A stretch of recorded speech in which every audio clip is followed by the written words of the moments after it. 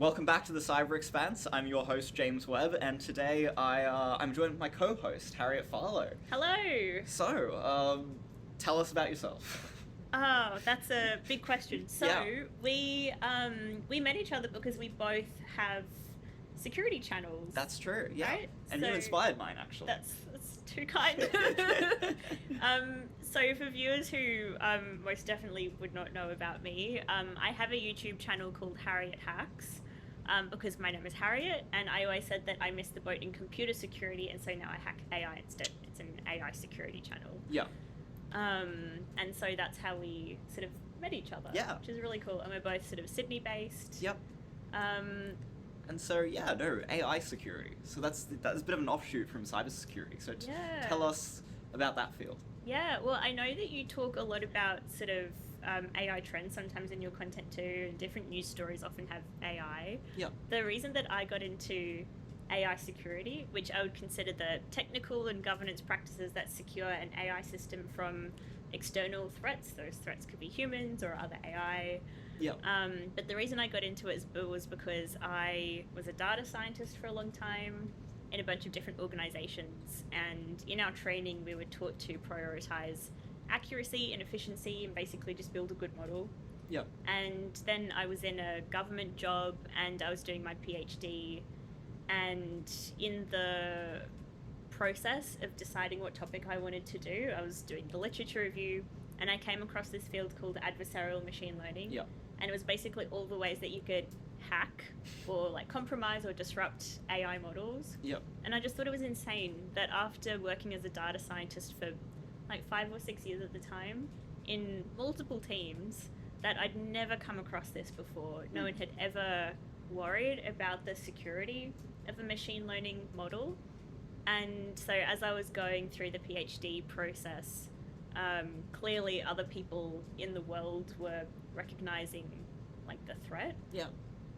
But it still wasn't really taken seriously, not by the kinds of organizations I thought needed to take it seriously. Yeah, no, absolutely. And I mean, it's a space that's just growing more and more. And as companies implement AI systems into, their system, they're kind of, it opens a new vector of attack. And I mean, it's also interesting because there are different types of attacks for AI security, and I think you have your own model, the 3Ds, I believe. Yeah, I love that you know that. So if you were a listener here, you're probably familiar with the CIA triad. Yep. So confidentiality, integrity, availability. Yep.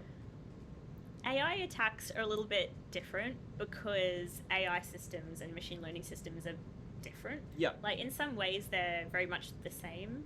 Like if you think about the ways that a machine learning model is built, you go through the process of collecting your training data.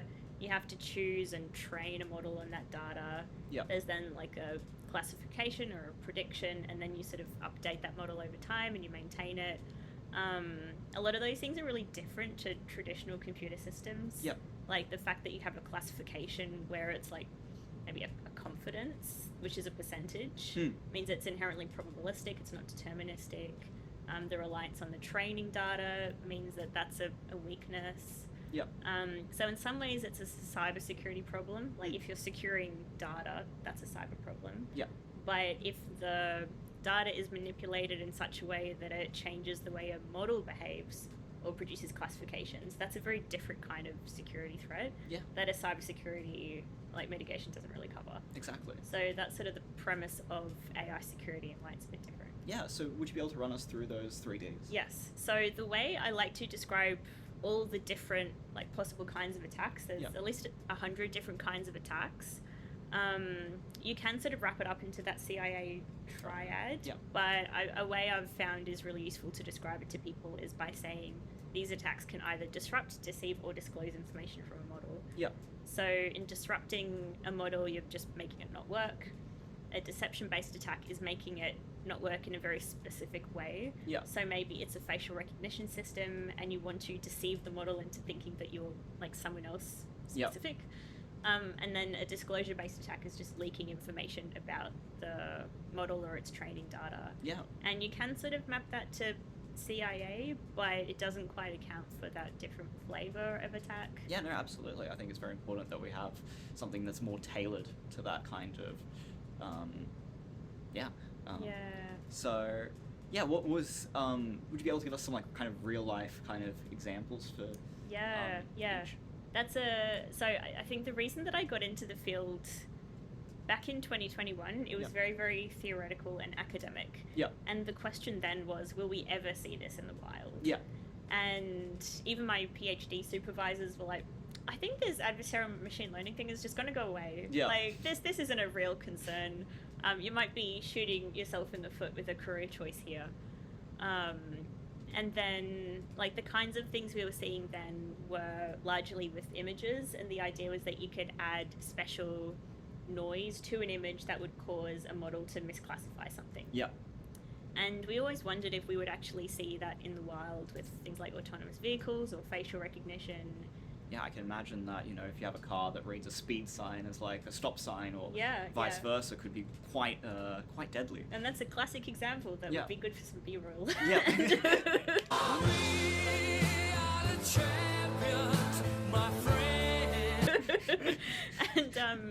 And so we have seen attacks in the wild now. Yeah. A couple of years ago, I started a company, an AI security company, which was tough at the time because no one took it seriously. Yeah. But it was sort of always under the assumption that one day it would become a thing. Yeah. And over the last 8 months, we've done this research project that looks at a bunch of different AI incident repositories. Okay. It lists all the kinds of AI incidents we're used to hearing in the headlines. So we often hear a lot about prompt injections. Yeah.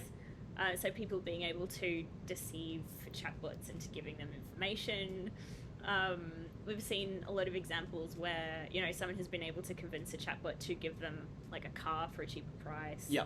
Or to leak information about other people when it's not meant to, or to get like sensitive information that they're not meant to as well, like learning how to build a bomb, things like that. Yeah. Yeah. And so we've definitely seen a lot of that in the wild. But my interest was also in the kinds of more theoretical attacks that are in other domains, like computer vision and signals classification. And through this big research project of anything that was to do with any sort of AI-related incident, we found that even though we weren't seeing those academic examples of being able to like hijack computer vision models, Yeah. those same techniques were being transferred into other domains that we were seeing in the wild. So things like criminals being able to cause malware classifiers to not work properly by putting fake malware samples into these big open source databases, and then that alters the behavior of the model. Yeah. Definitely people being able to bypass facial recognition detection of like government's tax departments, Yeah, wow. biometric authentication, things like that, to be able to steal money. Wow. Yeah. So we're actually starting to see it, which means that Yeah. I was right and my supervisors were wrong. Yeah. It's all the future. That's Yeah. the important part, yeah. And now you have a company that protects companies against those kinds of attacks. Tell us more about that. Yeah, it's been a journey. So Yeah. when I started in AI security, like the field wasn't even called AI security. It was Yep. this academic niche called adversarial machine learning, and I was in a government job, and it was in a sort of an AI role, but because it was in the national security space, Yep. I was sort of starting to see the intersection with national security and the kinds of things that could go wrong. Even if it wasn't necessarily hitting the mainstream media. Yeah. And so I started the company. The problem with that, however, was that obviously if you're starting a company with the premise that national security organizations know more than companies, and there's obviously not a huge market in Yeah. you know the kinds Yeah, I of can see that organizations on image, the yeah. outside to pay for AI security. And so we've been providing like training and workshops for people, and we now have a software tool that's more about AI risk management. Okay.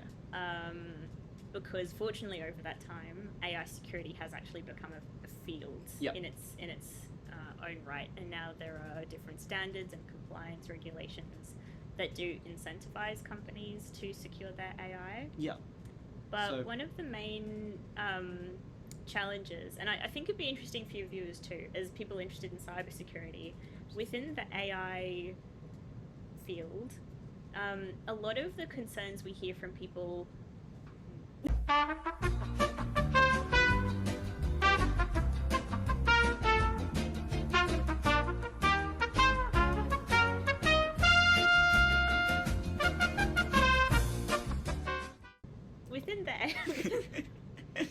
Within the AI field, Yeah. a lot of the concerns that tend to get raised are things like AI turning into Skynet or the Terminator Yeah, and trying to take over humanity. That would be a very scary premise. I mean, we've all seen the movies, and so... Yeah, that would not be good. But Yeah. that's not really the kinds of incidents we're looking at either. Okay. Like, even within AI, there's a big debate over what constitutes a security incident versus a safety incident. Yeah. And so the kinds of incidents where it's more about AI becoming misaligned and turning into Skynet, that's a risk that comes from the AI system itself. Yeah. And some of those concerns can be a bit science fiction. Some of them are more realistic, but it's a very different discipline of AI people working on that. Okay. Whereas for us, we're more concerned about the ways that external actors, like AI systems or humans, can manipulate or disrupt the AI system itself rather than the other way around. So you wouldn't think it, but there's actually like a big debate. It's a whole thing. A lot of AI people don't like me because because I don't care enough about like AI Terminator systems. style Yeah, okay. situations. I also think there's an interesting point in like who tends to take AI security seriously and why. So I suspect a lot of your viewers in sort of cybersecurity either roles or with cybersecurity interests. Yep. A lot of the time I'll go to different organizations and understand how and why they use AI. Yeah. And there's sort of this understanding that it's not a problem because it's already covered by cybersecurity mitigations. Yeah. Whereas that's not actually the case. Yeah. So, And in some cases, I think they're right. Like, Okay.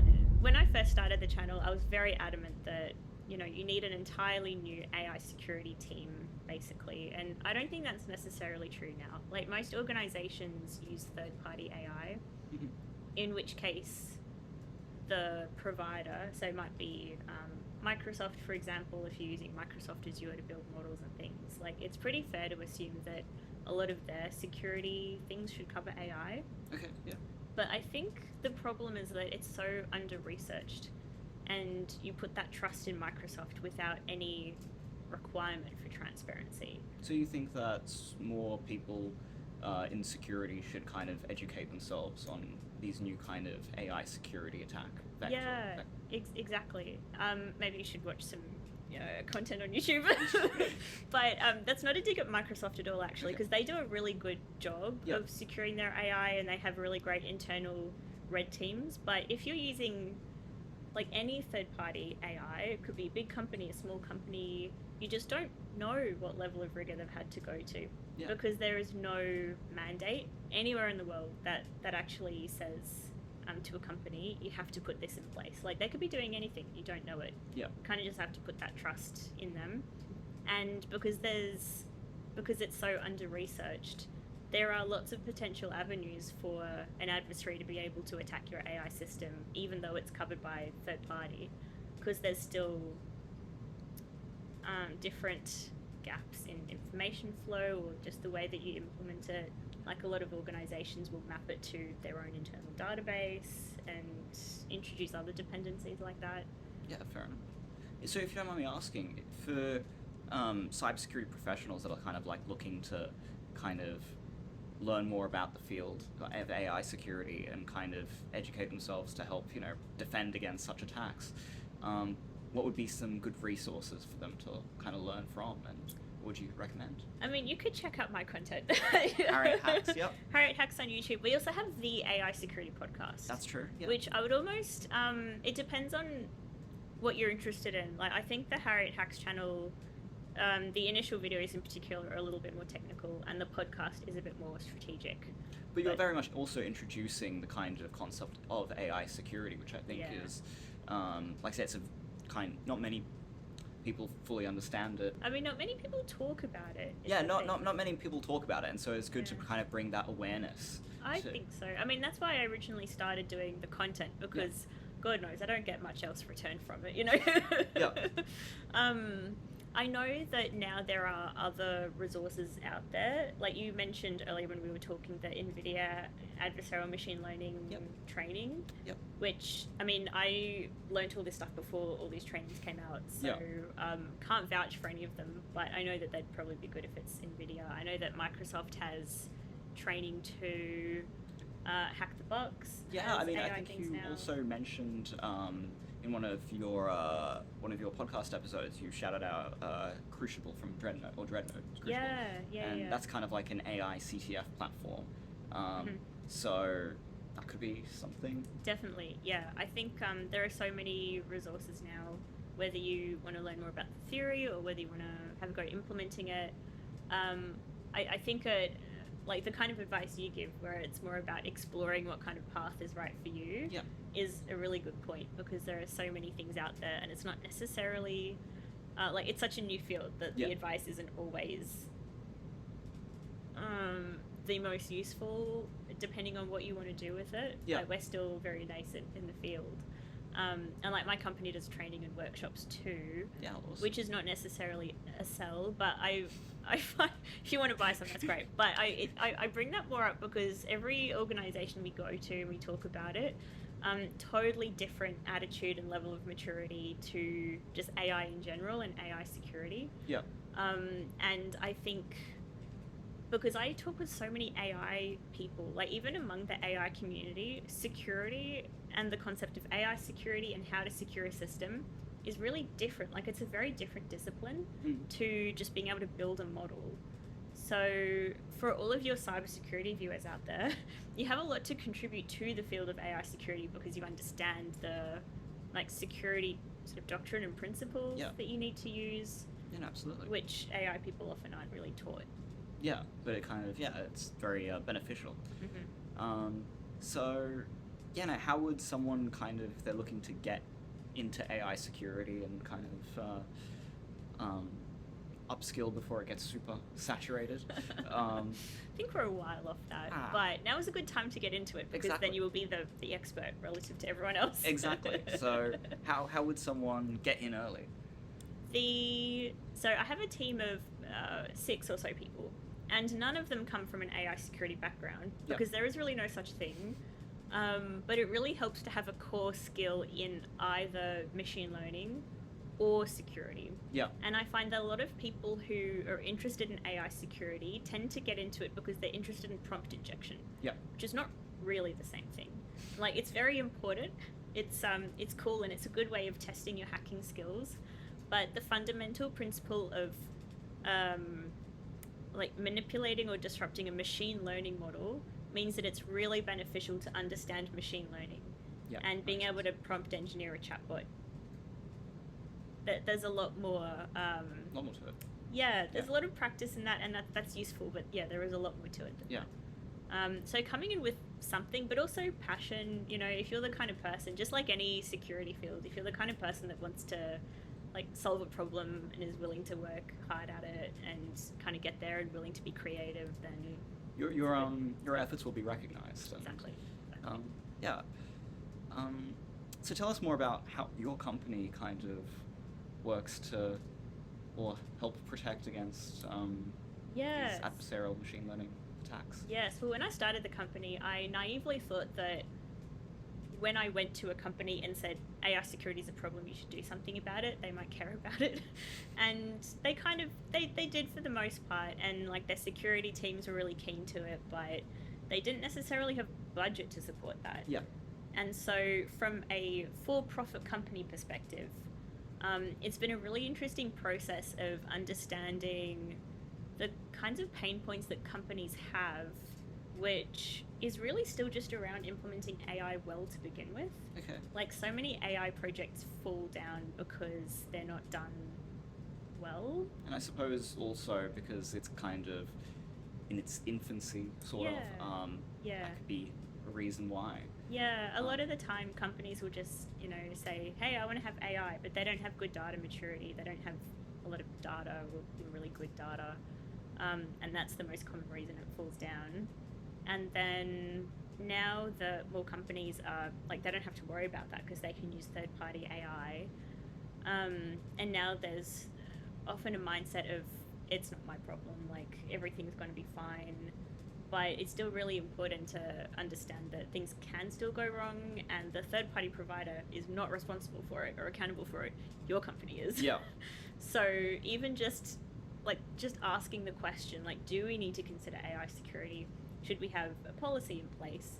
That's kind of the stuff we're helping with now. And you're launching a new tool as well, aren't you? Yeah, we're about to launch a risk management tool, which doesn't sound very interesting, but it is. It's, Okay. Tell us about that. Well, I mean, risk management is not the sexiest topic, but the more I look into it and sort of the modeling behind it and how risk management works in actuarial models, it's actually really interesting. In security, it's hard because you often have a lot of historical data that doesn't lend to future predictions. Okay. And so a lot of the work we're doing is understanding, we have all these new AI standards. We have ISO standards, we have NIST standards, we've got the EU AI Act. They say you need to do all these things. And we know that there are certain risks introduced by AI technologies, but how do you actually solve the problem? Like, what steps do you put in place to make sure that, for example, your computer vision model is not going to get hacked by someone wearing a photo of someone else's face? Like, what can you do to prevent that? I think that's the really important part, and that's the kind of list of suggestions the tool will pop up to people who use it. Yeah, wow. Awesome. I hope so. Just takes so long to get it done, but I guess that's just part of the process. When it's here, it'll save the world. Absolutely, yeah. Skynet, no match. Yeah. Unless it trains on all this information to then be able to deceive us later. But that's an AI safety problem, so it's not my problem. That's fine, then. That's fine. And a little sponsor spot for today, Harriet Hacks. The irony with my podcast is that we are literally running out of battery, so this is a good time. So the irony with my podcast is that we have a sponsor slot for Maleva Security Labs, my company, which I guess technically sponsors the podcast because I do the podcast, and it's on time that I would otherwise be at Maleva. So check out Maleva Security Labs. Maleva can also sponsor this one. Awesome. More the merrier. Do you understand your organization's AI risk? We do. Our workshops empower all members of your organization to understand artificial intelligence systems, why they're vulnerable, and how to secure them in their roles. Every AI system is vulnerable to adversarial attacks if they haven't been designed to be secure from the start. Only 14% of companies implement any kind of AI security measures. Which side of history do you want to be on?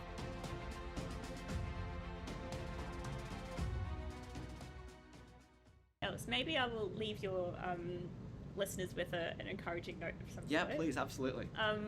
Thank you very much for listening. Yeah. I really encourage you to both learn more about AI and AI security, but also understand how your existing skills can apply. Yeah. The other thing I think is really important is that traditionally both AI and security have been considered very, very technical fields, and it almost acts as a way to exclude people who aren't already like amazing coders or I don't know, feel like they're mathematicians or something. And I think the cool thing about AI security is that now is literally the ground floor. Yeah. So if you start getting good at AI security, you don't already need to be an expert at something. Yeah.